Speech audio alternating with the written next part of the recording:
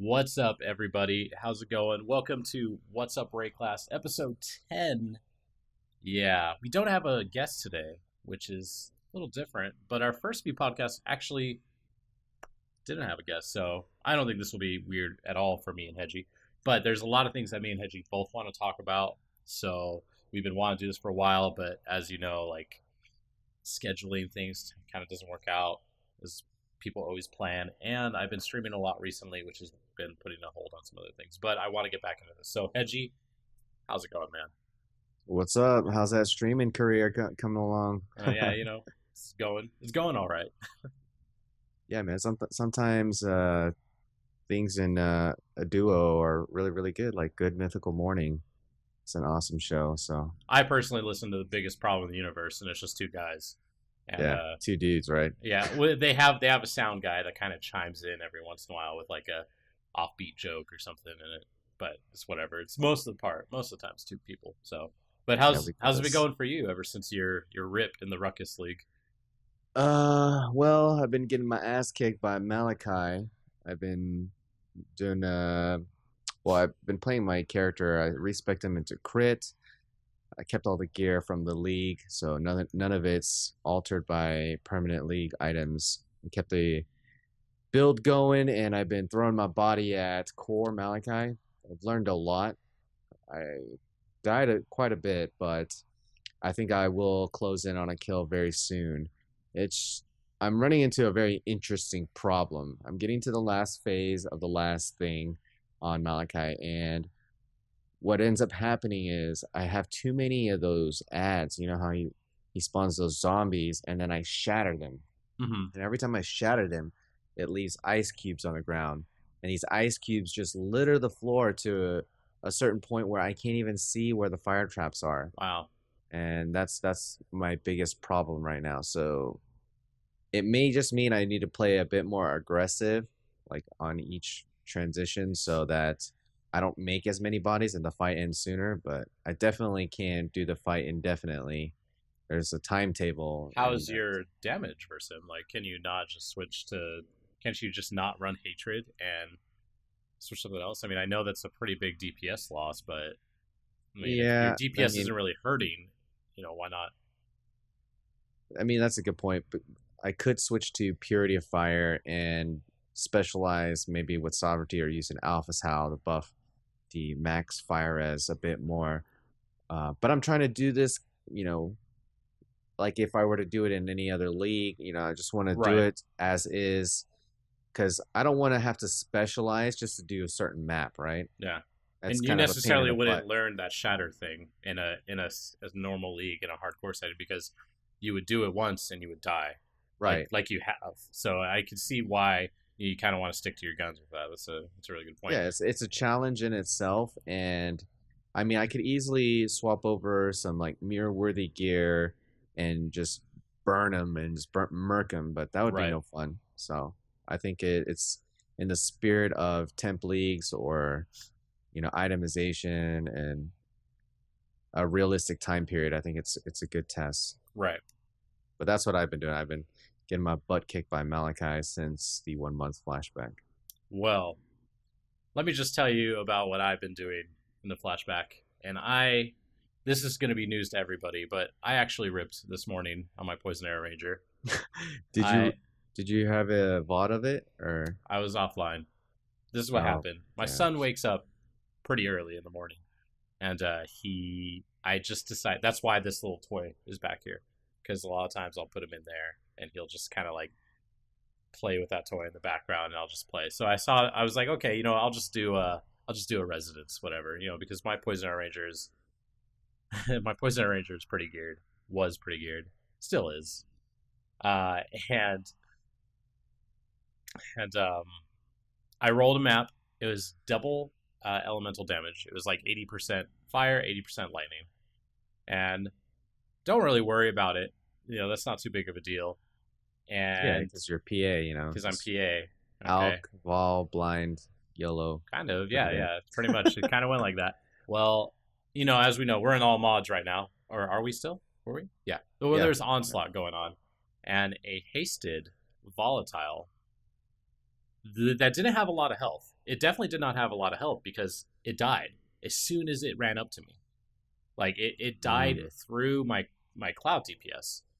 But since it got to me so fast, and since I killed it so fast, and with those damage modifiers, it one-shot me. I had like no time to react. I like opened a door, I shot a poison arrow. You know how I'm talking about like piercing, creating that kind of like cloud each drop. Well, since it hit all the ones in front of him, and he ran through like 4 clouds, and just boom, like right on me. I couldn't do anything. Like it caught me completely off guard. So you're saying your DPS was so good, he died so fast. In a tier 9 map, yeah, in a tier 9 residence. You probably would have lived if you had a PA nerf. That's what you're trying to say. Yeah, maybe, just maybe. If PA didn't do nearly as much damage, but I had no time to react to it, and it just one-shot me, and I had 6.6k HP, which 6.6k HP, it really isn't too much when you're talking about like effective HP. But this is actually one of your complaints, and this is why I said that I think you would find this death funny, is because you say if you go acrobatics, you can't deal with volatiles. It's your worst enemy, man. Yeah, it's your worst enemy, and I have always been in the mindset, well, I always see them, right? I always avoid them, but this time I didn't because it happened so fast. Mm-hmm. And it just ran up to me, and it gave me, and I couldn't do anything about it. Like 6.6k HP when you're rolling like double damage maps and with volatiles, that's nothing. That guy probably only exploded for, if there were no damage mods, he probably only would have exploded for like maybe 3k damage. But with those damage mods, I think that's what did it, because he died so fast. He died barely, just a little bit slower than the other mobs that were around him. So it was just the map mods. The map mods killed me. I fail to see where your son comes in this story. the reason. Okay, so the reason why it was offline was because he woke up super early, and I set him down. He was just kind of like playing with some toys, and I was like, okay, well, I'll just do a residence real quick. And I wasn't gonna turn my stream on. I wasn't gonna turn my stream on to, play for 15 minutes, because I figured by the time I was done with the map, he would be tired and go back to sleep.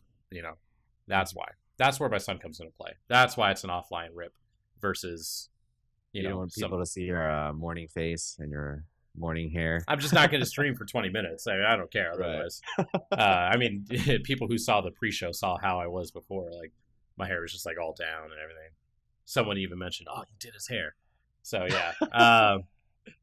But yeah, that's streamer life. Right, that's streamer life, yeah. But that kind of actually brings me to something. This is how we're going to kind of start off the podcast. So today we're going to be talking about the Ruckus League and the aftermath. Now, Ruckus League was kind of a crash course for me, because this is one of the first times that I've been able to play Path of Exile so much and get so high, like level, currency, just everything. I had freedom to do whatever I wanted. I've never really had that opportunity before. I've always felt like I was a mediocre player, and I still feel like I'm a mediocre player, but I've never had the time to I've never actually had the time to put towards Path of Exile to get as high as I could get. And this was the first league, albeit unexpectedly, because I got laid off, but this was the first time I was actually able to do that. And it made me realize a lot of things about the game. So and I'm going to just say a couple things that I realized, and then I'm going to let you kind of go off on that and your opinions, because you have always been that person that's like consistently 90 plus. You generate a lot of wealth and a lot of currency, and you have a lot of freedom because you know how to do a lot of things. But I haven't been like that until now. So first few things I learned: I have always been a person that's like, oh, well, the end of the league, it's not that dead. Like, it's not that dead. When you're doing high level maps, it feels really, really dead. When you're burning currency like nonstop, like, and I was playing Poison Arrow. Keep that in mind. I was playing Poison Arrow. I didn't have to burn too much currency, but every single time I had to roll a map, and Hedge is probably gonna be like, shut up, I hate you because you're poison arrow. But every single time I had to put 5 or 6 chaos into a map, I felt it because I worried that I was just going to get higher or more and more and more, and I wasn't getting any trades. Like, it was just so dead. Like, Wait. Are we talking about your Shockwave totem or I'm PA talking about character? PA at the very end. I'm not talking about Oh. Shockwave. Shockwave's a little bit different story. But I did learn things from that too. So, so yeah, I mean, like, that's just something that I learned. I'm like, wow, like, when a league is dead, when a league is slowing down, let's just not say dead. When the league is massively slowing down, it really does make an impact on your capability of like mapping and doing whatever. Because if you're not getting trades, for the currency that you need to map, uh, it it makes you like really think twice about everything. And I couldn't do any like wasn't overflowing currency, so I couldn't ambush or domination any maps. Mhm. And yeah, so I mean, that's the first thing. that's what I tell people like almost every time before the league starts. If it's like in a 1 month or 5 week or multiple week setting, and there's some kind of underlying achievement, there was a lot of factors here. Player drop offs, you could definitely feel it as soon as what was it, Tempest was released, and people were able to finish their 20 out of 20. Most people were sitting at 19 out of 20 waiting for that day that Tempest was active, and then as soon as they got it, the instant hype, like the gratification, and then they were just offline doing stuff. So there was like a huge wave. So I can see why GGG purposely delayed Tempest. They could easily put it in at the beginning, but then I feel like the drop off would have been much sooner. And if you are planning to play for the long haul, till the end of the league, you have to be like a squirrel, man. You got to harvest all your mapping materials, chisels, currency. You got to just stock up on that stuff, anticipating huge drop offs and frustrations of getting the currency that you need to roll maps. I mean, especially if you're a solo player. Obviously, if you're part of a community, you have a guild, you have high level friends, you guys can share the burden. But I was constantly, being very, very proactive and trying to hoard, ample amount of chisels and Atsiri fragments, chaos orbs. People would come into my stream. They're like, "What the hell? This guy has so much currency. Why don't you just spend it?" And I'm like, "Nope. I plan on playing, high level maps. It's gonna cost me 12 chaos to ambush, T12 maps, and then on top of that, dominating every map after that." So I'm just like, if you have these, you know, I these points of, you know, drop offs, then you can understand like how imminent it is and how urgent and how proactive you need to be in preparation of a slower, deader league. But yeah, that's what I was just mentioning that to my stream. I was like, if you want to get this achievement done, do it in the first week Right. or at max, 2 weeks. Don't expect to get it at the end of the third or fourth week unless you have friends. Yeah. Well, even if you have friends, I mean, like, a lot of people do just quit playing, Yeah. because there's like no reason for them to do anything. So, and something that actually I think really really helped me, because I had some pretty good RNG, but I had some pretty bad RNG. Like, I definitely put about 10 exalts worth of fusings into two shabs, and to try to six link them. And then I ran a lotto on it for 12 exalts, 1900 fusings, didn't even six link it. It wasn't until my shockwave totem, that was level 93, had died. And when that happened, I managed to six link a Mariketh bow uh, in like 30 fusings, because I was doing the recipe to it. Or not the recipe, the quality. I was black whetstoning it. But I mean, something that really really helped me, and I don't know how often you do this, but I have become a firm believer in unidentified chaos slash regal recipe. Because I mean, it might be a little bit different for you, because I know you have a lot more stash tabs than me, but yeah, I think you have about double the stash tabs I do, so I have about 50. um it pretty much gets to a point where when I know I'm not going to be trading items, when I know that I'm not going to get, 8 chaos for a ring or even 2 chaos for a ring, because not only are people not willing to pay that much for it, but people are, they're not even on to buy it or search for it. I just do the unidentified recipe. And that gave me a lot. I don't know how many chaos I got from the unidentified chaos recipe. I just started to do the unidentified regal recipe just because. I mean, here's the other thing too. Not only is selling items in a shop time consuming because you have to hold the item, right? Like there's that whole like time to value. I don't know what that term is, but like how long you're holding it for how much you get for it. Time. What do you know what that term off the top of your head? I meant to look it up. What do you when you're Like say if there's a value or if there's a term for, say you have something in your inventory and you're holding it a long time until the sale. Like what's that term? I don't know. I don't know what that term sure. is. It's Anyway, like shelf life. No, I don't yeah, know it's just like opportunity cost. Thank you. Yeah. There we go. Opportunity cost. Thank you, Moser. So the opportunity cost of holding items in your gear or in your stash, then here's the other part of it. Like there's that cost, but then on top of that, it is also price checking items, identifying items. There's time invested into just getting that item onto your shop. So the unidentified recipe became like a go-to for me because not only did I not have a lot of inventory space or stash space, but I found it not really beneficial for me just to hoard everything. Especially because as soon as the league ends, it's going to go to a parent league. And then I'm going to have to sort it. And what am I going to sort it for? Like, I'm not going to play in the permanent hardcore league. I might find myself playing in the permanent standard league, but I'm better off with the currency than I am the items. So the unidentified recipe, like, really, really made a huge difference for me. I don't know. I mean, to each their own. I think they're both valid in their own ways. But from my experience, some of my best jewelry it has been like item level 60.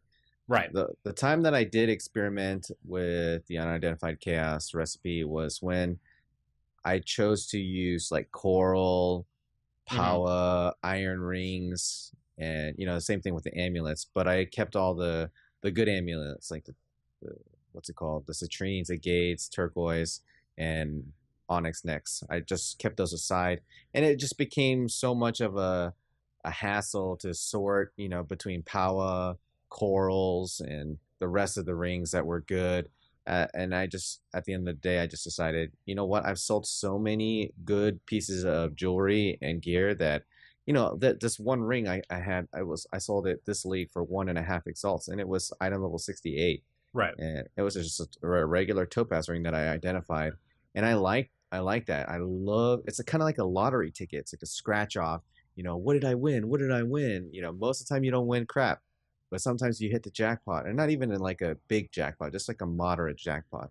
For a dollar scratch off, if you win $10, you're really happy. You're just like, yeah.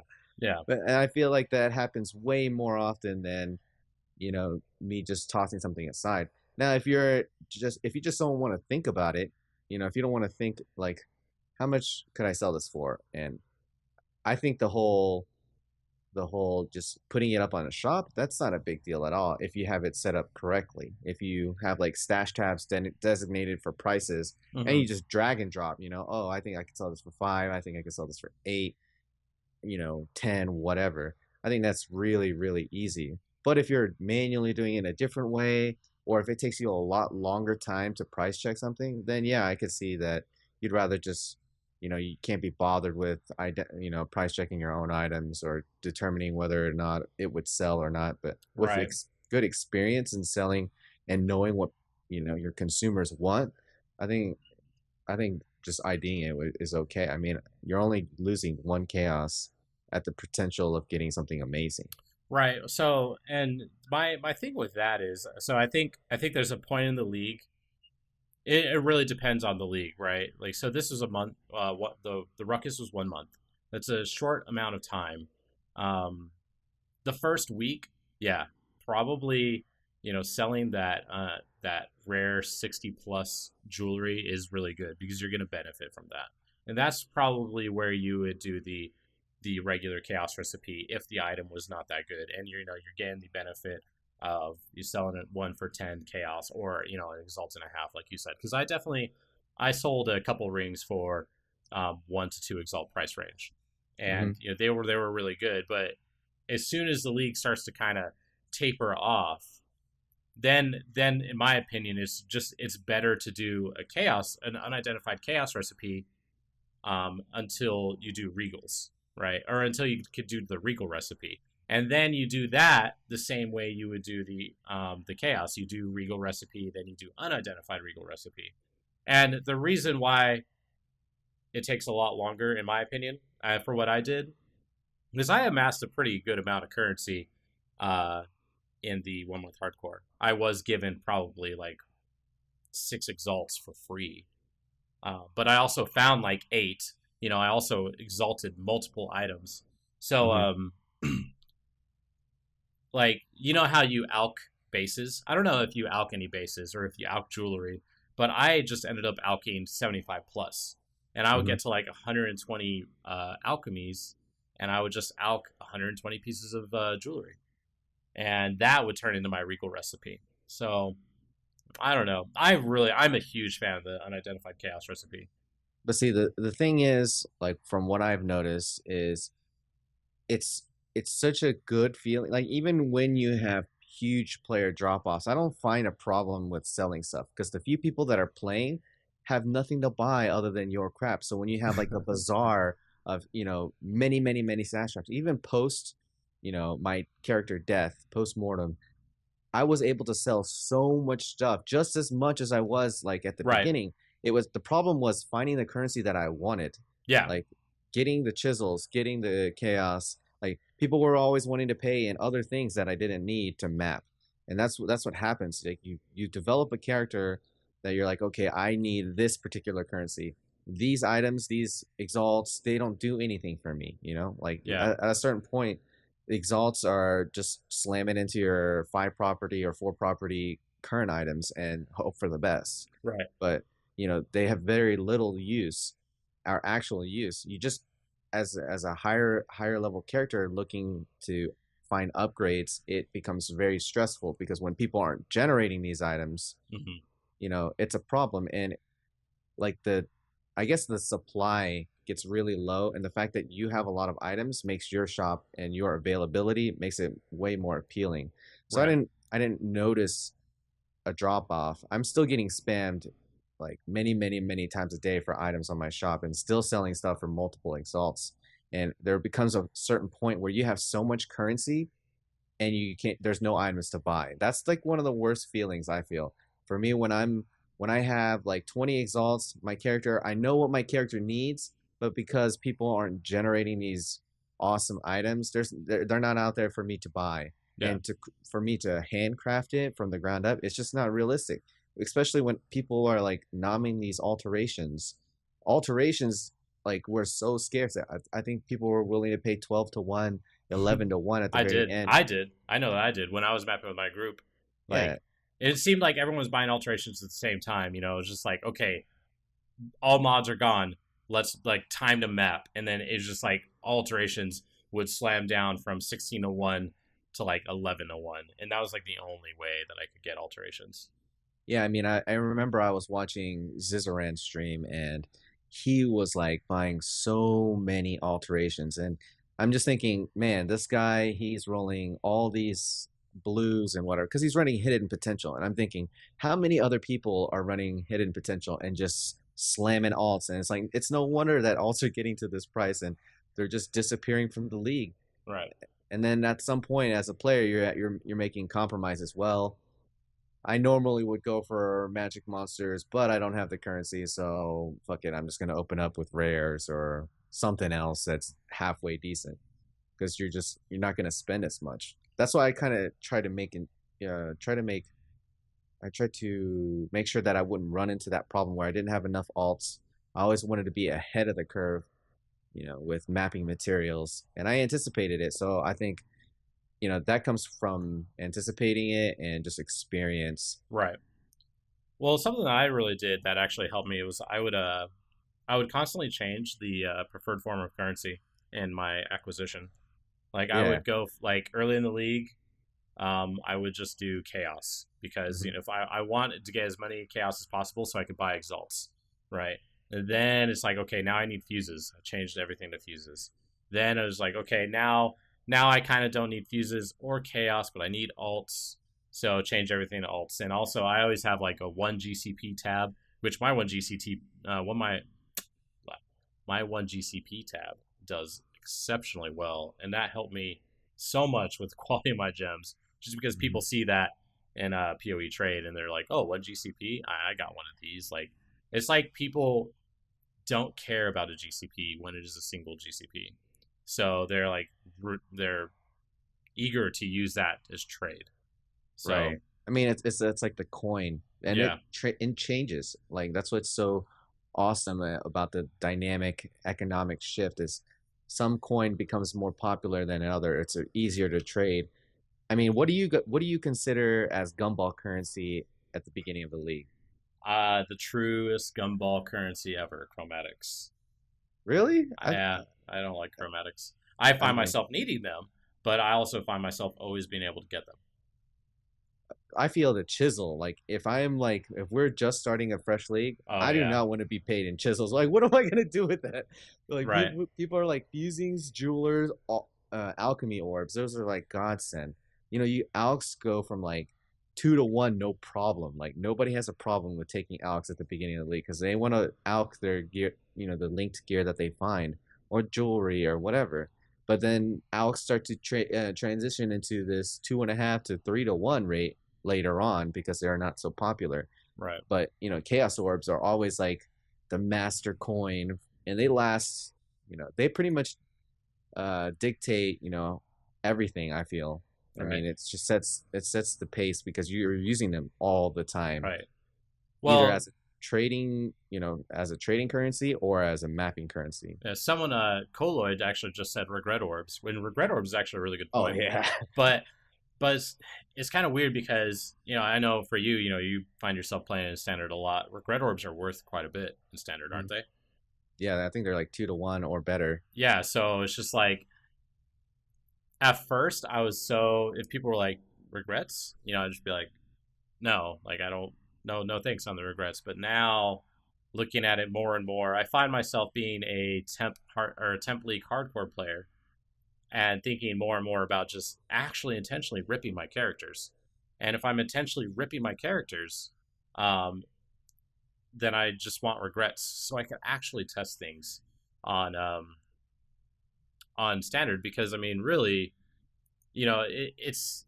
it's fun to play in a temp league and play hardcore because it's like okay, I don't want to die. I want to be the top of the ladder, blah blah blah. If I die, I'll fall off, yada yada yada. But the permanent hardcore league is just not a place that I Yeah, ever find it's myself wanting to play. tumbleweeds. Yeah, so it's just like, well, might as well be a standard player when I'm not playing the temporary leagues. So No, on the reverse side, I mean, we talked about what do you consider gumball as at the beginning? What do you consider gumball at the end? Like when you're on a 90 plus character doing high level maps, like what currency do you just despise when someone tries to trade? probably still crumbs. Wow, it Yeah, was like the ultimate chrome hater. I yeah. mean, I like crumbs, but I like I said, I could always get them. Like it's always easy to get crumbs. So it's just like, um, yeah, just crumbs, crumbs. see for me, it's like fuses and jewelers. Like I don't need that. Like, what is that gonna do for my map pool?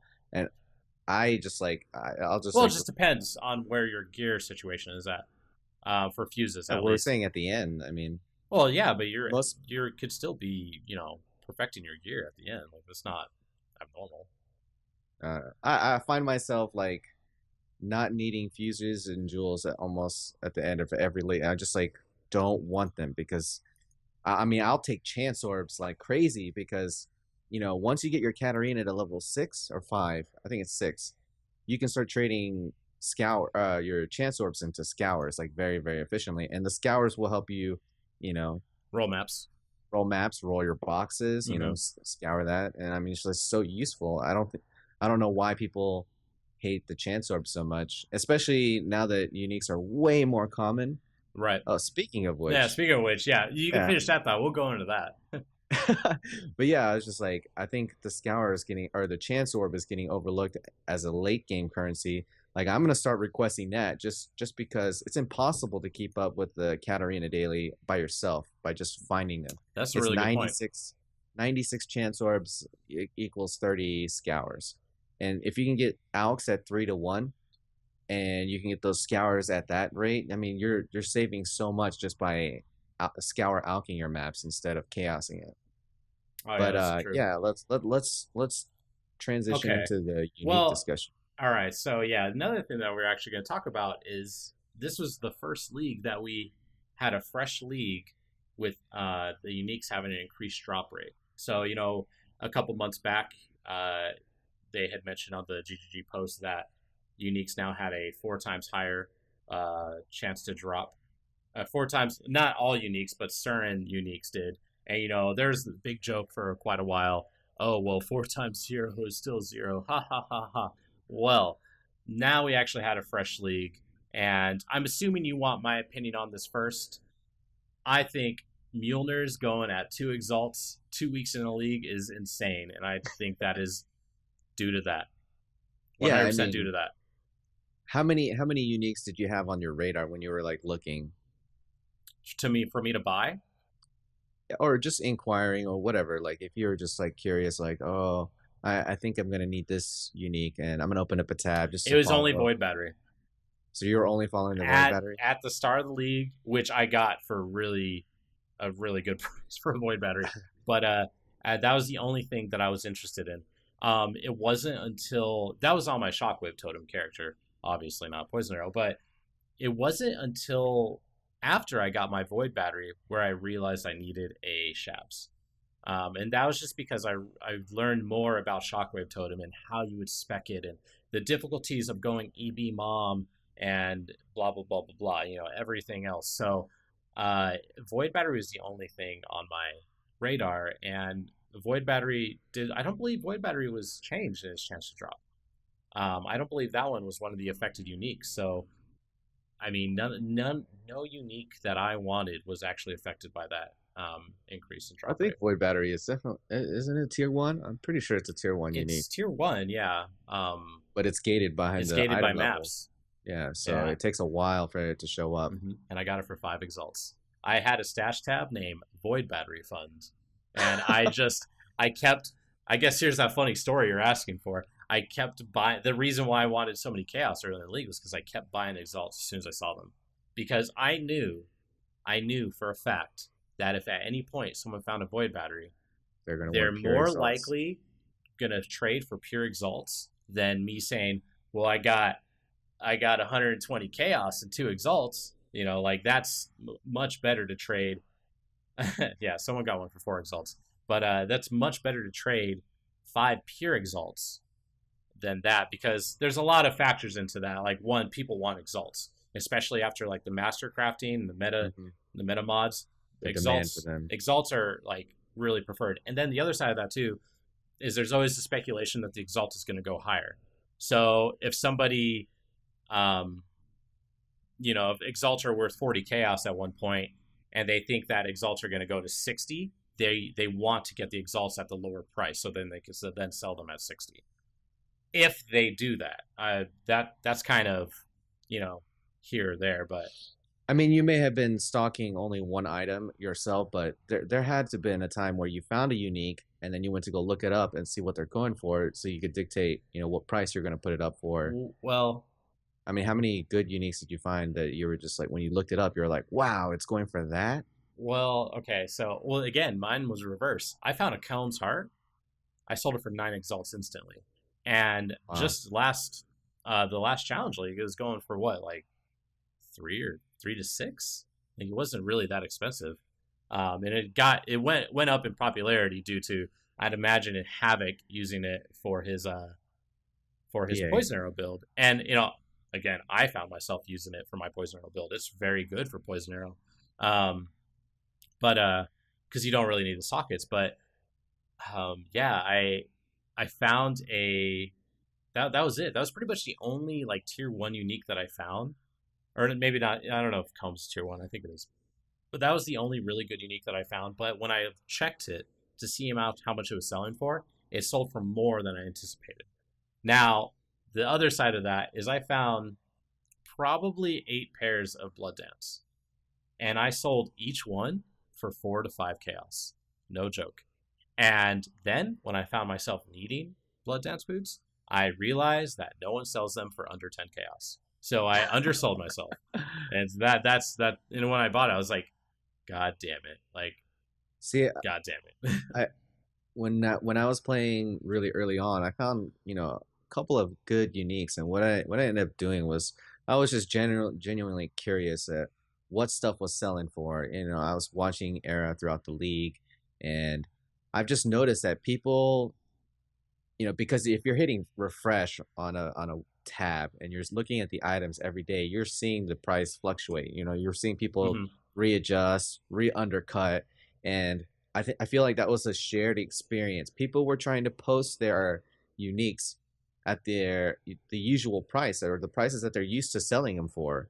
Like, because last league, it wasn't affected until the very end, or like a little more than halfway through the league, right? Yeah. They changed the unique rates, so it was still kind of an unknown. But this is the first time we had like a fresh economy with the new rates. So everything was still in limbo and up in the air, and I was constantly seeing these uniques just never being sold, and people constantly bringing it down and down and down and down. And for the most part, I felt like I was selling all of my uniques for about a little more than half of what I'm used to. Right. And I think, is this a good change for this game? Like, what's your thoughts on that? Do you think that the uniques being so much cheaper is good? I think it is. I think it's a good change for the game, assuming that we get more build diversity, high level build diversity. But other than that, if we don't get that, then no, like then it doesn't matter because everyone's going to be playing the same things. Like we have all these uniques that are, build enabling, right? Like Mjolnir. Mjolnir is a build enabling unique, and to some degree, I wouldn't say Drill Neck is a build enabling unique, but Drill Neck is a very good unique for a number of builds. So if we could expand the number of builds that these items enable, I think it's a good thing. But other than that, it's just like, okay, well, everyone's going to be, low life, whatever, because shavs are much more common now. You could, I bought a 5-link shavs for 5 exalts.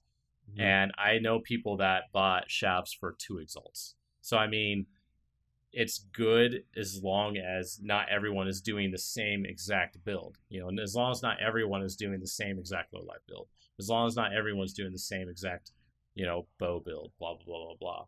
But I don't know, like it's kind of yet to be seen because of that. See, I feel it's not good for the game, and I feel like I want to ask you, at any point when you were playing and you found a unique that was, decent, and you're like, oh yeah, I found this, but you were kind of like, oh, but it's only worth this now. Did you ever have that experience?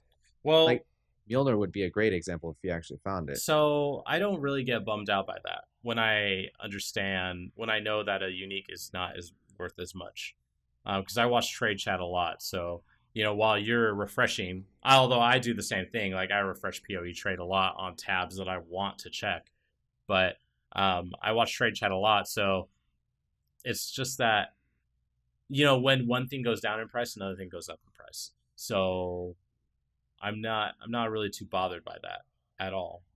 Because I found a drill neck, for example, and I sold the drill neck for 1 exalt, 20 chaos, and just in Tempest, you could get it. At the start of Tempest, the drill neck was like 5-6 exalts. Like I remember buying my drill neck for 5 exalts, and I was like, what a deal. So it's just, I don't know. Okay. So it's ups and downs. I'll present your argument of build diversity, which I'm all about build diversity. That's good, But with the gamer psychology, like how many times are people going to be like, oh, I just found this. This thing is so rare.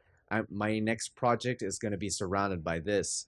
If it's only worth 2 exalts and you have like 10 exalts in your stash, that item becomes, not significant. I mean, most items that are build enabling, you can just buy pretty cheap now, right? Yeah. So it doesn't feel like it's like a huge project, or you hit the jackpot and now it's time to explore something else, because it's kind of not as special anymore. It's kind of like, oh, that's 2 exalts, that's easy build, let's get the completion done. And maybe that's what drops off players even more, which is my main point, is that you know if players are able to finish and polish their builds earlier, then they may just get bored. They don't have any more goals, and they've done what they wanted to do, and then they leave the game sooner, and that just hurts the game, a little bit more. What are your thoughts on that? Um, I mean, I can see the point, right? Like, if everything is inexpensive, or inexpensive in comparison to what we're used to, because by most players in Path of Exile still do not think a chess piece for 2 exalts is inexpensive. I'm pretty confident in that statement, because most people aren't sitting there with 10 exalts in their stash tab. Most people do not have that much currency, or Right. the vocal portion of the community says they don't have that much currency, right? So, like, I could see what you're saying if everyone has that currency, and then they could like min max their characters, sooner, so the league drops off. But I think honestly, if more people could min max their characters sooner, they'd actually have a lot more fun playing. Because a lot of times when you're min maxing your characters, you're trying to solve a problem, right? And if you're not able to do that, what happens? You either get tired of trying to solve the problem for no reason, or you die. So it's just like, or you go find the solution, but like, but what if the solution is not available? So I mean, well, I mean, if the problem is I'm broke, and then you're like, well, I'm broke and I'm sick and tired of being broke. Let me go find out, like, what are some of the ways that people make currency. Then that's like a whole new exploration of the game that you weren't recently a part of. It's kind of right, like solving problems. And if everything is given to you on a self-sufficient route without having to do anything really, like, I think it's so important in order to keep the feeling of Path of Exile that you get hyped when you see these items. I've lost so much hype when I find uniques. I almost find it so underwhelming because I'm anticipating it not selling for crap. You know, back in the day when you found something that was like a lionized glare would sell for 25 exalts 6 linked. Like, right, it was just crazy. You'd have to pay a minimum of 15 to 18 exalts for it. And anytime you found it, you were like, holy crap, I just found something that's worth so much. This is amazing. This is exciting. I think it's important to have those highs and lows.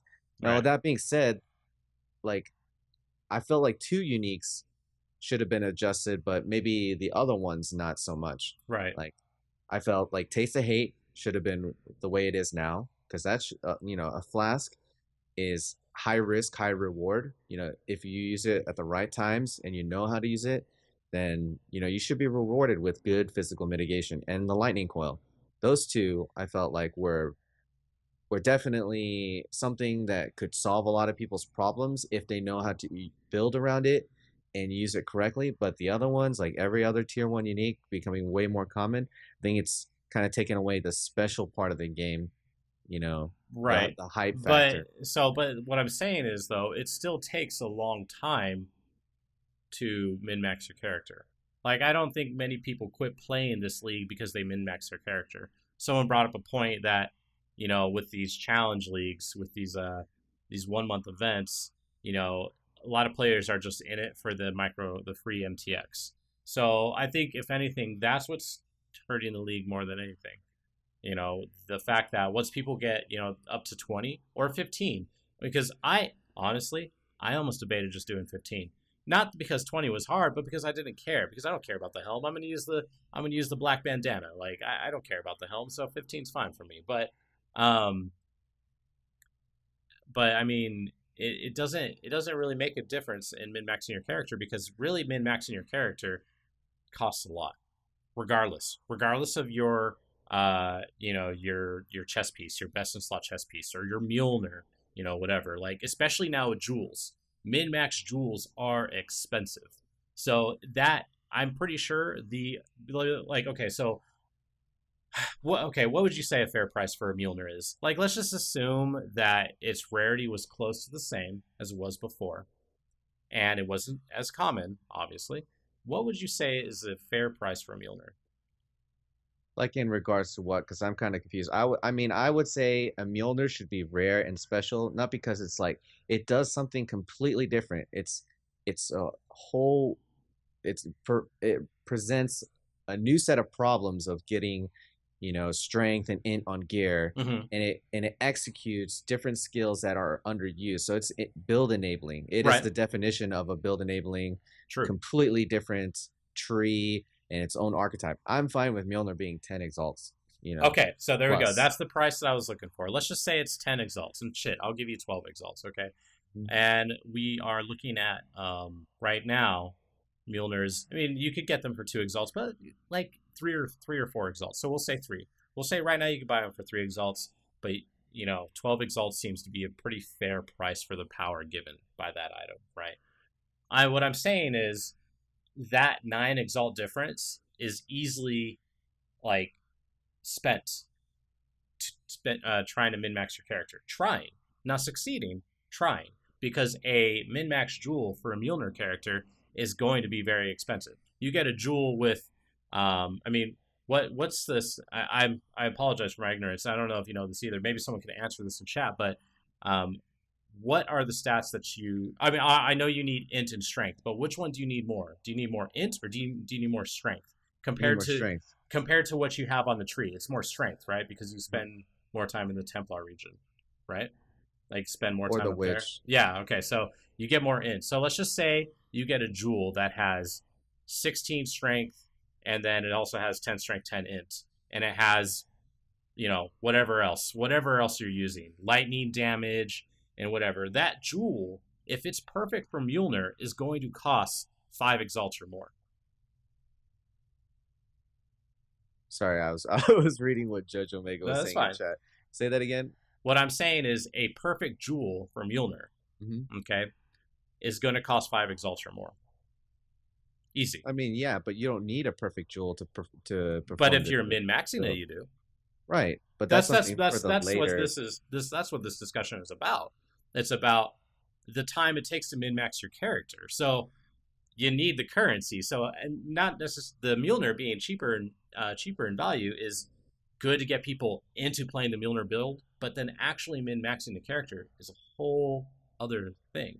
Yeah, and it takes a lot. That's we awesome. both agree with that. Like, we're both on the same page with that. Honestly, we want. But it's the journey of doing that, right? But I'm just talking about getting it going, right? Like, yeah. If it's not special anymore, then like, what's the point?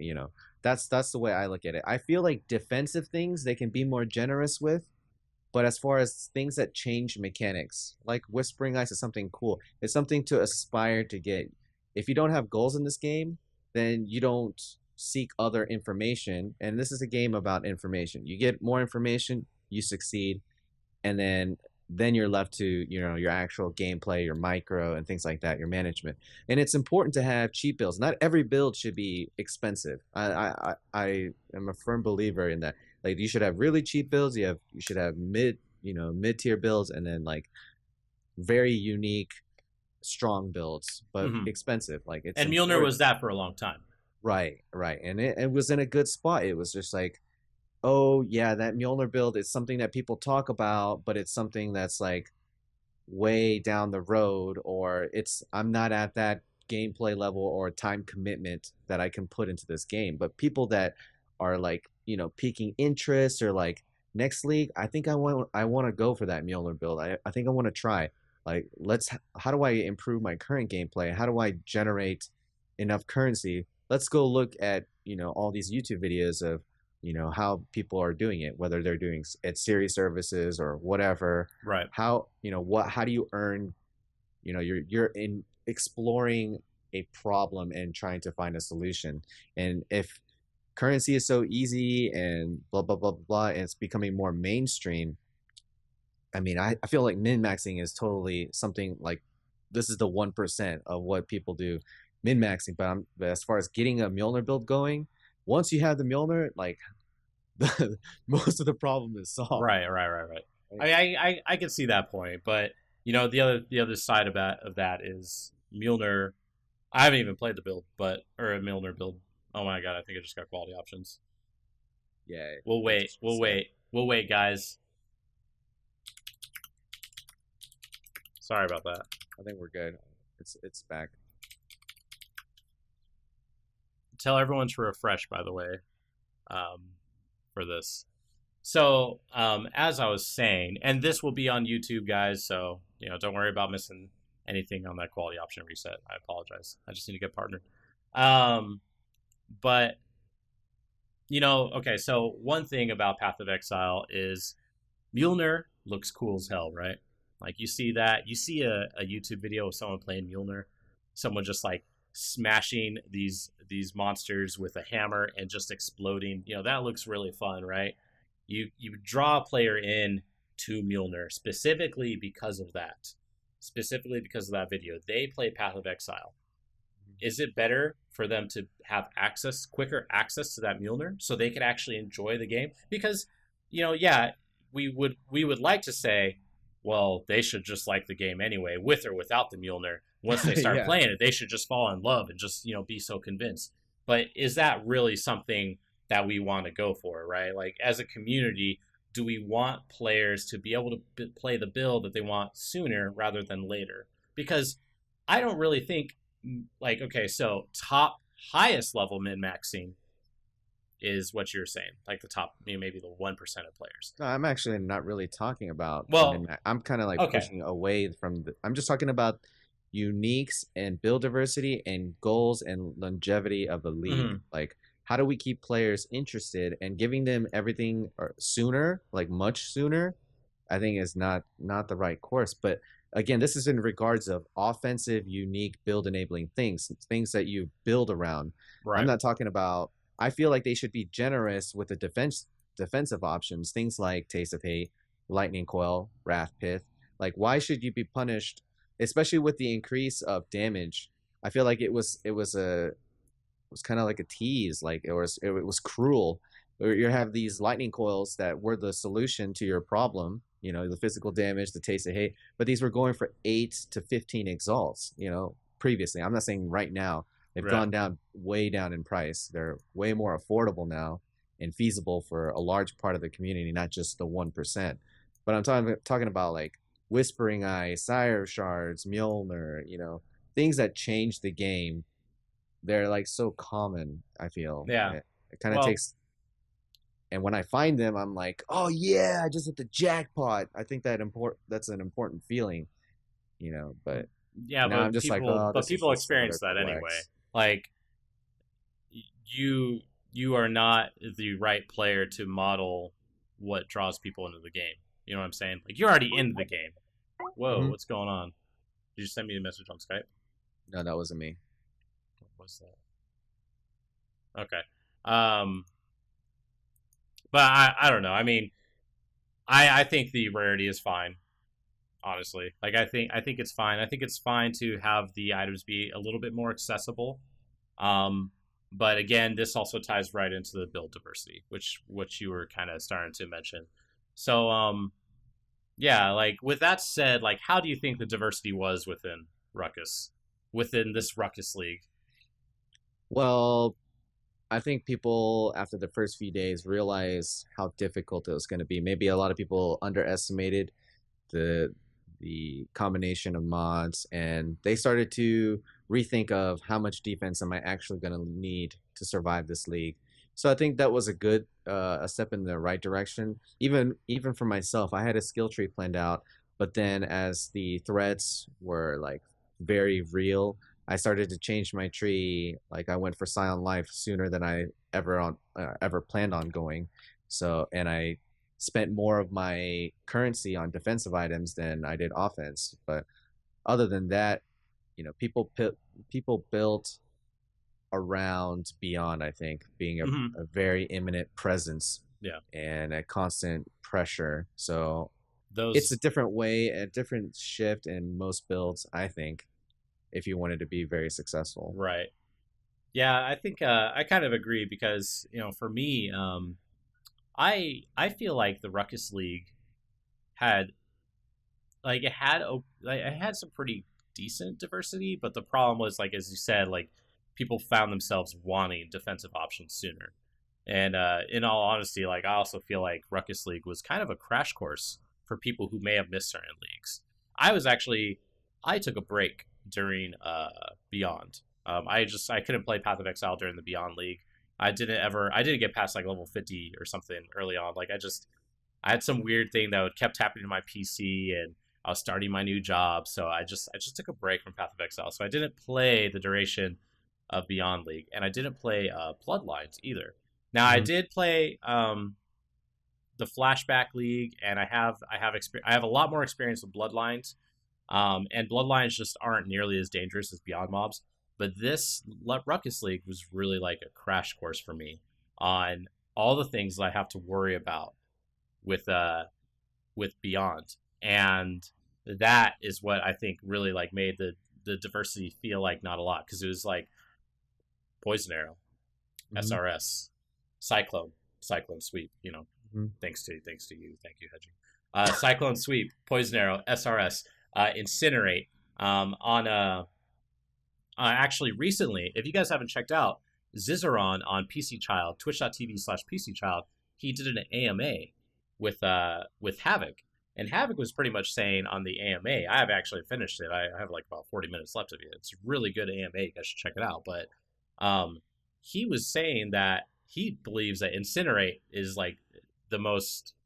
He thinks that Incinerate is much better than Poison Arrow until like late game because of the way Incinerate works and because of how you get your damage with Incinerate. And why these builds are so prominent right now is simply because you could get a high amount of damage with a high amount of survivability. And that's what you need in a Beyond ridden Ruckus League because Beyond was in so much of the league. So much. So yeah, I mean that's just what I think about diversity. It was heavily affected by the needs of the league, which that will always be the case, right? Like that's always going to be the case with the challenge leagues. Whatever is the thing that is the most prominent in the league is I going to mean, be what you build around. you've played this game for a long time, and you've been through many hardcore leagues. Wouldn't you say this Ruckus League was like the hardest the hardest challenge that you've had to go through with the current scaling of the game and everything like that? So yes and no. Yes, because I died multiple times.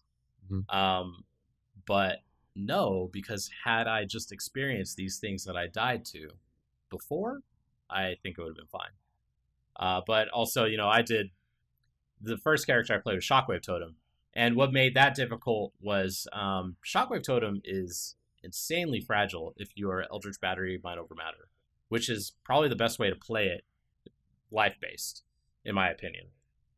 I did eventually go low life, and low life was amazing.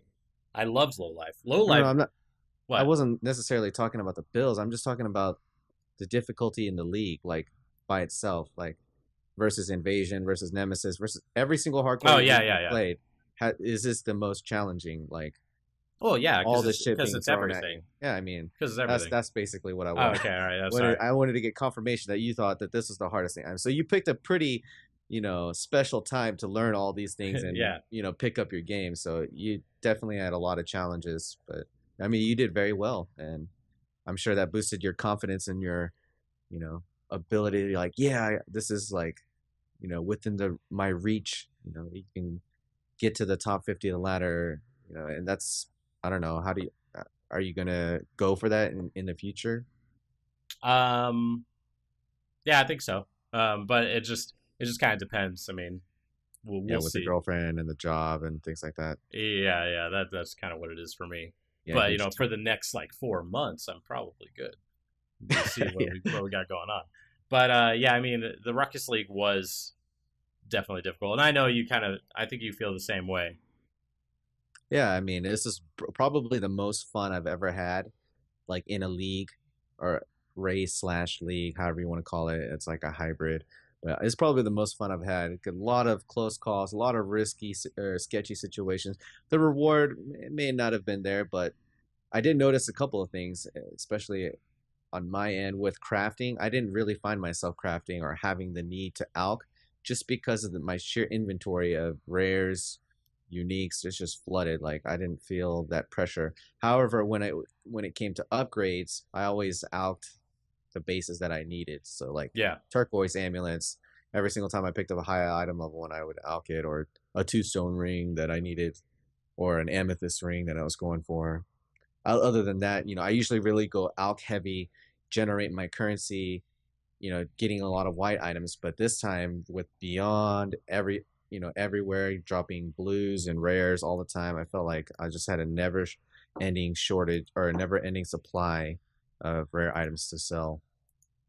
Yeah, there's definitely a lot of with all the mobs that were spawning, like so much that definitely did. I mean, that did a lot of things. It increased the items that you got. It increased the ghosts. the ghosts, the experience that you got. I mean, Ambush. that definitely did make. Oh yeah, it was so crazy doing like because I definitely did a couple tier 15 maps, full Ruckus, and that was insane. But it was a lot of fun, but it was also very, very stressful. Earlier you had asked me something. I can't remember why, or I can't remember what it was, but my response was like, I don't know, man. Ruckus was just really stressful at times because there's so much. Like there's so like, and remember when we still had a Rampage, we were getting that really bad lag, and I don't know how much of that lag you saw, but you were playing solo for the most part. I was playing in a 4-man party with a classic summoner, SRS, Shockwave, and a support. And the lag was terrible. Yeah. I mean, I'm so kind of terrible. masochistic when it comes to FPS lag, because there's a lot of things I could do to improve my FPS, and I like using gore, extra gore. I don't care if it makes my screen freeze from time to time because of all the blood. Like, there's just some things that I'll just choose to run, even though I know it's bad for performance. Right. I just don't care. I'm just like, it's worth it. It enhances my enjoyment of the game. Yeah, I hate lagging, but I also love like awesome graphics and effects. So yeah. I mean, but what you were saying earlier, you were saying that this was a very tanky oriented, limiting build diversity. Because people were seeking builds that can handle beyond and things like that. But I think going forward, I mean, we're about to have like what seems to be like a vacation. Yeah. I mean, the it's shrine like the thing, Act 1 vacation after you do Act 4. Yeah, that's a good way to put it. And I feel like you can completely opt out of it, from what I understand, right? It's just going to be a shrine, and you set your fate. So if you want to skip it, you can completely skip it and just play the vanilla part of Path of Exile. So yeah, I think that the amount of builds that people are looking to forward to play, they might not be as tanky, they might not be beyond viable, but they're sure, sure as hell a lot of fun. And this will be the opportunity to, explore some unknowns while, playing a little bit more YOLO builds. Yeah, so I mean, like with that said, let's actually go ahead and move on to Dark Shrine. So, yeah, Dark Shrine, Dank Shrine, whatever you want to call it. There's been a lot of kind of negative hype about it. I don't know, can you say negative hype? Anyway, there's been a lot of negativity about it. But I am in the Dark Shrine hopeful category. I am actually. Let's tell the viewers what Dark Shrine yeah. So is. let me go ahead and pull this up for you guys. I'll tell you what Dark Shrine is, just in case, maybe you're here, you're watching this, and, you've been taking a break from Path of Exile. You don't know what's going on. There's another 5-week event coming on. No, not Bill of the Week. Oh, man, yeah, this is, by the way, it starts tomorrow. November 2nd, yeah, which is tomorrow, but I don't know what time you're watching this video. But it's November 2nd. It's going to last for 5 weeks. It's like the pre-league to the next set of challenge leagues. And I say set of challenge leagues very loosely because they've already expressed that the leagues are going to be very similar with slight variation. They're not going with two distinct ones. Instead of they're putting most of their development money into one super league with, different variables. So Oh, this is kind of long. I'm yeah, not going to just read just this. give us the tidbits. Well, Like, pretty much the Dark Shrine event is going to be an event where shrines spawn throughout Wraeclast, and you could sacrifice items to it. No uniques, just rare items. And the rare items, or it will modify things. It might modify something in your inventory. It might modify the zone that you're in. It could make the monsters fight each other. There's some really weird things. And now when Chris had talked about this on one of the recent State of Exiles. He had mentioned that you need to think crazy about these outcomes. And now this is kind of the thing that I read about this. Let's see right here. Okay, I so think what were you saying? I was just gonna say, I think he's accepted the role as RNGesus, Right. and he's purposely made these shrines that you could sacrifice your riches to RNGesus and Yeah. seal your fate. But so this is actually I think this is the most telling line, because as of right now, we know more about what we can't do in the Dark Shrine event versus than what we can do in the Dark Shrine event. And that's just literally what we can't use in Dark Shrine. So, but I think this is the most telling line in this entire post. And I'll actually post it here for you guys in chat. And I'll provide a link in the YouTube video for anyone who wants to check it out. But the most telling part of this whole post is it should be unpredictable at first and hopefully surprising. So when he says at first, that tells me that you're going to be able to recreate the same effects depending on the item. I don't know if it has to do with like the item name or the item base or the quality. We don't know yet, but the fact that it says unpredictable at first tells me that we will eventually know what spawns what.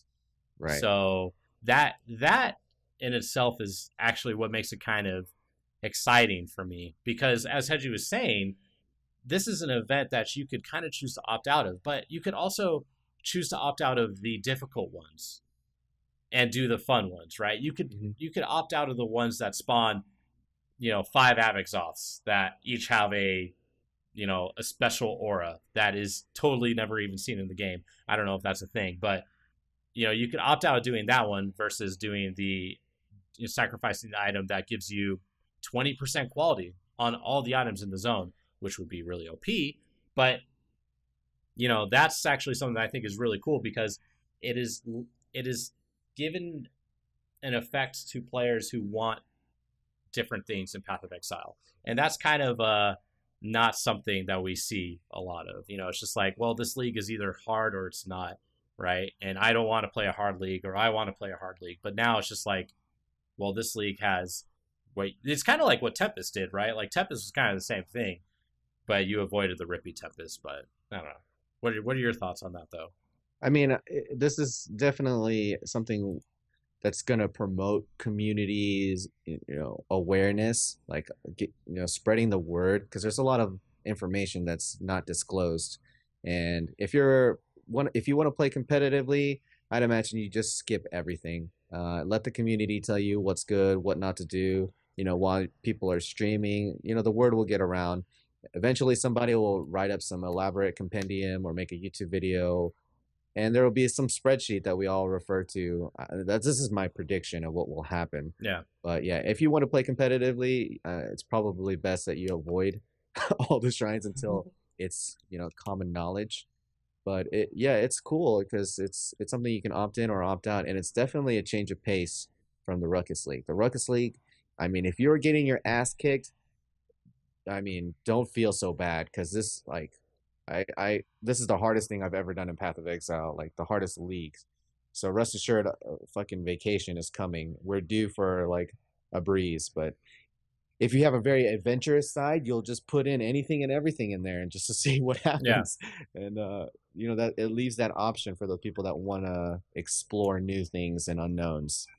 The 5-week is not going to be a void league, though. That's another thing to remember about this. Someone just asked that in chat, but for all the people who are watching this on YouTube, yeah, the 5-week league is not a void league. So it will go to a permanent league afterwards. But Yeah, yeah, which makes me think that the reward can't be as crazy. It can't be like if you successfully do, and that's another thing that I was curious about is if you successfully handle whatever the shrine does, do you get some kind of reward out of it, or do divine orbs just start dropping everywhere, or six links, or like would there be something crazy rare right. like that? But Turns all currency into exalts. yeah, but I think that that's very unlikely because it's not. It's going to the Perm League, and they don't want to destroy the economy. So giving you six links like from every single monster, I don't think is a feasible thing. But hopefully, it's something cool. At least along the lines of like everything going corrupted. That would be the bare minimum, I would think, Right. as far as like best reward. But yeah, I'm hoping for some really funny rip videos, just being like, you put it in the shrine and a series spawns, and you're the weakest link, you're out, you're sent to standard. But uh, I don't know, time will tell.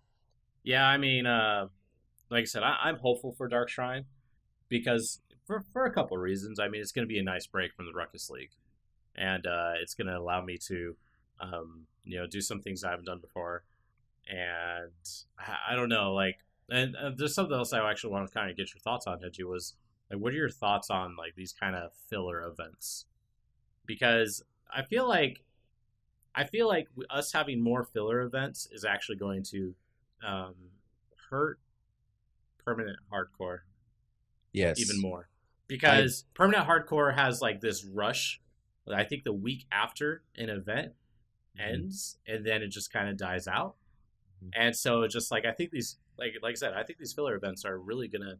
If we see more of them, it's going to kill a league that is already struggling, or or whatever. Yeah, it's gonna kill a part of the game that is already struggling. Standard, it's completely different because if you die on anything, your character goes to standard. You are in that league, and there are people who play standard. There are people, the master, the big time crafters. Like the people that want the most perfect gear. They're the ones that play in standard, and I don't really feel like any of this affects their what's the word I'm looking for? They're I don't playing of the know. game. I don't know if that's necessarily true. Like the people that play standard are looking to perfect their gear. Like that can't be the case for a lot of people. I think standard is more of a place where you don't lose your progression, and that's like that has a lot of value. Like Hmm. people earn all this currency, and it's hard to let that go. Like you're leaving your fortunes behind, and people have limited amount of time that they can play, or they have other obligations. They want to get to the end game without having to constantly get shot down because their availability to play. And people like to test builds. That's another place. And when you test builds, what's so important about testing stuff is the ability to trade. And standard always has like a very vibrant, constantly moving economy Hmm. where you can get access to quality gems to see how it would perform in a certain scenario, or to put up, you know, a map that you've never done before and test it against your build. But I think as far as like the people that perfect their gear, I think it's a small minority Yeah, of maybe people. small, but Yeah, still, like the point remains that more filler leagues like this, I think, will yeah, hurt yeah. permanent hardcore. I do sympathize with that. Like the fact that we don't get breaks means that these permanent leagues couldn't be as active as they once, were in the past. Like they would get these surges of inactivity, and everyone would flock to their parent leagues and start playing on them for a little while. And this would be a good opportunity for hardcore people that love permanent hardcore to get, items, get new items, get currencies, trade currencies. But with all these filler leagues, all the hardcore are going to play the new stuff, Right. for the most part. And With that said, and I'm going to ask chat this too, and I'll read some of these responses, but I want to know what you think. But what do you think we could do? Like, let's just say we keep these filler leagues. What do you think we could do to the permanent hardcore league that would actually make people want to play there, and a healthy amount of players? Like, do you think the only option is to not have an event at yes, any moment? And yes. then, even then, I think there still has to be something. So let's just say we don't have these filler leagues. what do you think should be added to hardcore, if anything, or what should be changed about it to make people actually play it after the league ends? And then if you guys want to, hit me with that response in chat, let me know what you think needs to be added to hardcore to actually make it to where people would want to play it after these hardcore challenge league ends. I'll read it out. So go ahead, just at Wabashop me, but go ahead, Hedgie. I mean, I can think of something cool, but it would be at the restriction of how much development they're willing to put into it, and I don't think they will, because it's so little and unproven. But I mean, something cool could be like a race. You take one character and participate in some kind of event that you prepare for. Like Chris can announce at the end of this one week, you can submit a character to do this map that we have allocated. The fastest person can win something or something, in each league, and people can go through their stash and have like a ladder of stuff that they can look at to compare themselves and constantly go for the top spot. I think that would be good, like a time trial or something, clear speed, whatever. Or it doesn't even have to be clear speed. It could just be like a gauntlet, an endless gauntlet, where it gets harder and harder, and eventually you're made to die and see how high you get. So people can theory craft and like put their brain to use of coming up with something so strong and bizarre or whatever. Right. I think that would be really cool. I mean, so this is not just so someone brought up, like, why do we need players to actually play in the permanent hardcore league? It may be the point that we don't even need players to play the permanent hardcore league. But my point of it is, this is my thought process, okay? I want to play Path of Exile. I'm sure there are other people who are similar to this, but I want to play Path of Exile. When a challenge league ends, I have to make this decision. Like, and let's say I've leveled to 95, right?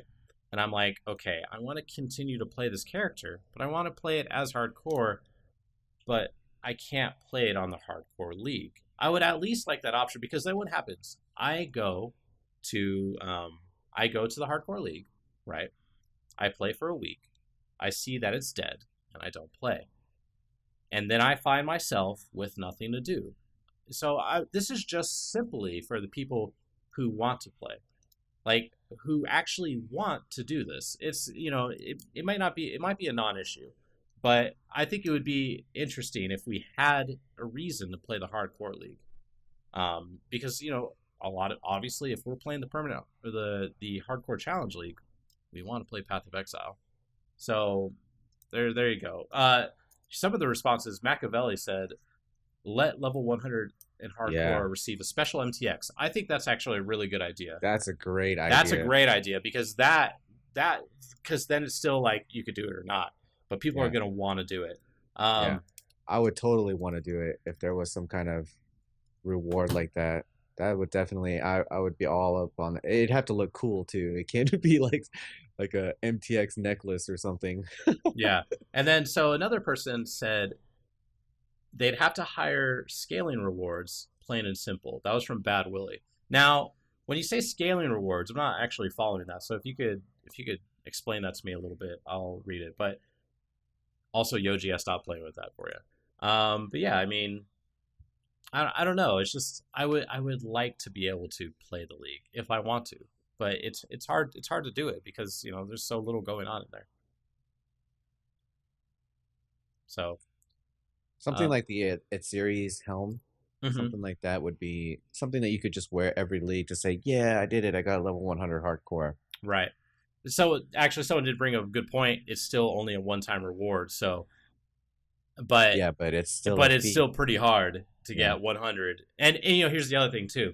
Let's just say we only have a week in between events, right? So after each event, you go to that character you want to keep playing, and you keep chipping away at it. Because most likely, whatever's going on in your life, you're probably not going to be able to smash out, 95 to 100 in a week. Maybe you can, but then if you can, good. That's fantastic. Maybe you should get an MTX for every single character you get to in hardcore. Something. But at the same time, it can't be fair that hardcore gets to level 100 and you get something. I think softcore should get something too. But then it has to be different. Right. But yeah. Yeah. So then give them the same thing. So it's just like, but yeah, this stems from the problem of like people not playing the permanent hardcore league Hmm. because of filler events, more than anything. I think Maybe it becomes its own challenge on its own. I mean, playing hardcore is almost next to playing self-found. Uh, anyways. not if a lot of people were playing it. Well, yeah, but I'm just saying, like in its current state, and when new leagues come out, people are gonna flock to that. Maybe there'd be a small percentage that would stay in hardcore and trying to finish it off, depending upon if they're close to the finish line or whatever, or the new hardcore league doesn't interest them. It's better than them taking a break away from the game altogether, I think. Right.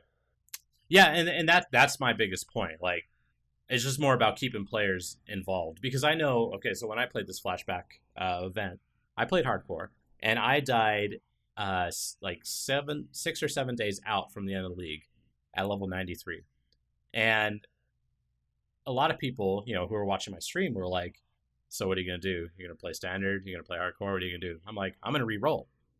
And a lot of people found that to be weird that I re-rolled, but it's because I wanted to play for the duration of the league and I wanted to test something. But most of the time, if I didn't want to do that, I probably would have just quit playing. I probably would have taken a break for a week. And it could be argued that taking a break from Path of Exile is a good thing because there's a lot going on with it. It kind of lets you kind of recharge, refresh your ideas, and get reinvigorated for whatever else is coming up. But there are people who are nerds, who are massive nerds like me, who just want to play the shit out of it all the time. Yeah. So and I don't like it. It's kind of like a catch-22, right? Because I'm gonna play it whether they do something like this or not. So it doesn't matter. But See that? it's just an Yeah, idea. Like it's that's just a topic of discussion. Like, hey, like could we make something that makes the permanent hardcore league enjoyable and yeah. something you want to play on? I mean, that's important that you said that because everybody has a different threshold. There's only so much bullshit that somebody's willing to put up with like bad experience through trades or inaccessible items until they, pull the plug and they're just like, I quit. And I think it's perfectly okay to let hardcore league live, the perm hardcore league live 1 week at a time, every 4 months. Like what is the harm in that? Um, but there's a lot of these players, that I don't want to say this. Say it. Say it. Well, I mean, GGG is an awesome company, right? Chris has taken it upon himself to buy his company more time because they still need, what apparently about 4 to 5 more weeks to finish the next set of challenge leagues. Mm-hmm. So he doesn't get to design much at all anymore because he mainly handles the business side and he oversees things. So he's really, really hands on with the Dark Shrine. And a little bit more background with what the Dark Shrine League is. It's a league that got rejected back in the day because it wasn't enough to fulfill their current standards of what a challenge league would be. But it was still, an idea that they came up with. So he's going through polishing it, making some crazy variables. I'm sure that'll get you killed easily. And he's working with Jonathan. So he's taking Jonathan time. So it's a two-man show. Chris is coming up with the ideas. Jonathan is implementing them. And everybody else is working on the next set of challenge leagues. Right. So that's pretty awesome. I mean, I'm sure he's having a blast because it's a change of pace from doing just business or overseeing. He gets to be creative, and this will be the judge of how awesome Chris is and whatever. Right. But it's that concern as a design. You want as many people to play your game at all the times, but is there a point where it would be better to take a break? That's something that probably they have to consider. How is Path of Exile in times of downtime? Yeah. How's it handle the slow time? Yeah, and it's a psychology because leagues are unfun, at least for the majority of players, when there are not a lot of people playing. Mm-hmm. Because trading becomes AIDS, and people have so much tolerance to wanting to do stuff, and if they can't do it, then they're just gonna quit. Right. But I mean, that'd be interesting. That's pretty much a hard and tough decision as a developer to tap into the psychology of the people that actually fund the game, like what is important. And even people that don't fund it are still important because they're people that are generating items. They're people that are personalities or part of a mapping group or part of a community. And, somebody might enjoy mapping with, let's say, Joe Schmo here. And once Joe Schmo quits to go play League of Legends or something, then the other guy, let's say Bob, he doesn't have any more fun. Like he's like, oh, mapping is just not as fun with Joe Schmo. Therefore, I'm probably going to take a break too. And it just kind of snowballs. And that's why we see such huge drop offs. And I think breaks within the realm of 1 to 2 weeks are warranted, because you don't want to burn people out so much that they're not enjoying the game anymore, and then they don't even consider playing the next because they just want to stay away. Right. But at the same time, how do you get as many people in there? That's probably more of a marketing thing, to draw new players to explore all the complexity that, Path of Exile is. Right. And someone asked me this. Oh, not somebody. It's Yoji actually responded. He said, will the game gain anything from having like more permanent hardcore? Like, would it gain anything from people actually playing it? And I think it would, because the people who are so dedicated to playing Path of Exile, those are the people that are more often than not responsible for getting other people into the game.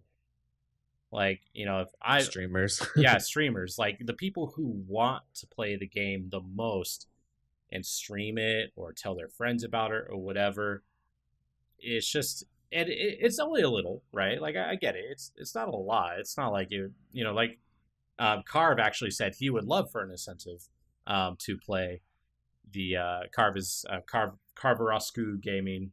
Check out his Twitch. But yeah, like there would be a small benefit, not a lot, but does that mean we don't deserve it? No, not deserve it. Sorry, let me take away that word, because I don't like that whole idea of like we're entitled to everything. But does it mean that it's not a good idea? No. Like, it would be fine. The people who want to play the game would still really play it.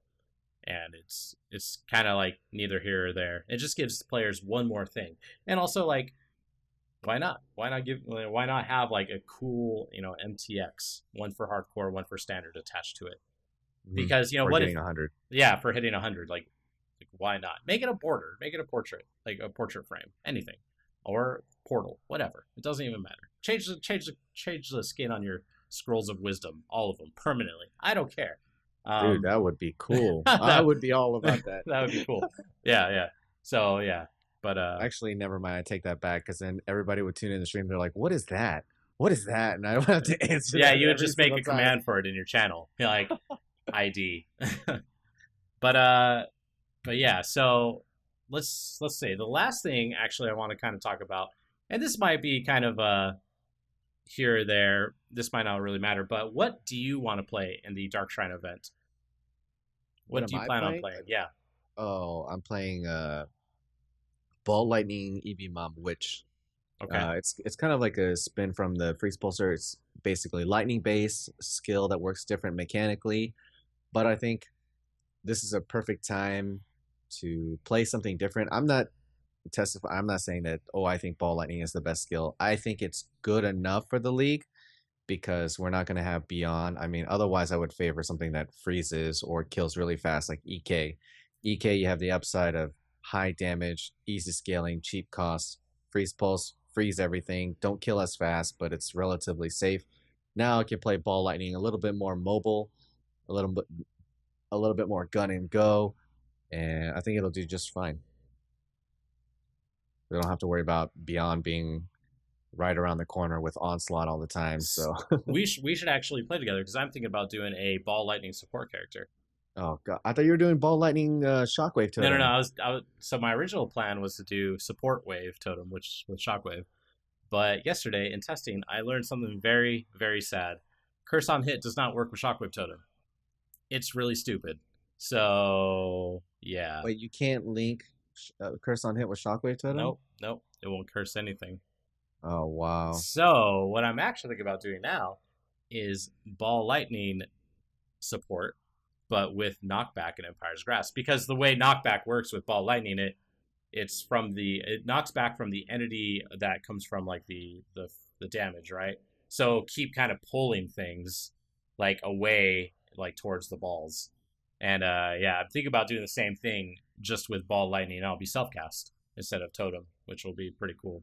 So what, you're gonna line your character up with my character so I Yeah, get the yeah, yeah. knockback We'll just effect, stand right on top of each other. and so our balls can go in the same line? Yeah, we'll be crossing balls. Okay. But So yeah, maybe we could like, yeah, yeah, yeah. so You get it. would I be on the top or you on the top? No, whatever. I don't care. Doesn't even matter. But yeah, so Okay, that's okay. what I'm thinking about doing. For the Dark Shrine event. I just want to play support character, really. I mean, support seems actually like a lot of fun, and that's actually something that we could talk about just a little bit before the end Yeah, of the podcast. I The mean, su- I trust you. I trust you enough that you're not gonna PK me. And I don't know. I did open a couple boxes on accident. oh my god. Well, Okay. there's just so much stuff on the So ground. There's so much stuff on the ground in this event that I walked up. You've played an Abyss, right? Like, you know how you go up those like stairs and they have like the boulders on each side. There's mhm. so much stuff on the ground that I was walking up, didn't see a box, and I straight up opened a box on top of 4 people.